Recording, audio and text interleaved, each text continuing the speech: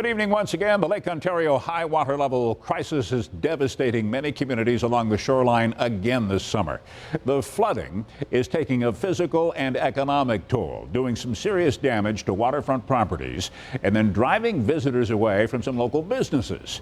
Well, now, leaders up and down the shoreline are trying to figure out how to get more money to pay for the flooding recovery and future prevention efforts. 7 Eyewitness News reporter Ed Riley is in Olcott Beach tonight.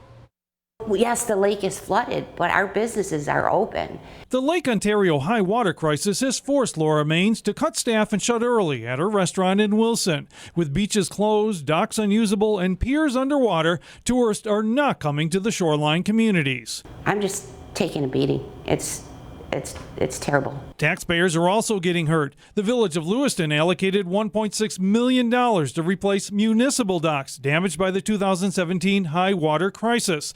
The problem is the water is so high again that workers cannot finish the project, and the village is losing out on $30,000 in rental fees. We depend on the summer season with all our shops and restaurants and stuff. With the waterfront the way it is, I'm sure they've all had the loss of revenue. Rochester realtor Lauren Coons is so fed up with Plan 2014, which regulates the lake's levels, she has collected 16,000 online signatures for a petition calling on President Trump to repeal it. We do want to take that to the printer ASAP and have that mailed out to the White House. With physical and economic losses growing, Lake Ontario community leaders met with the State Ready Commission to see how they can get part of $300 million.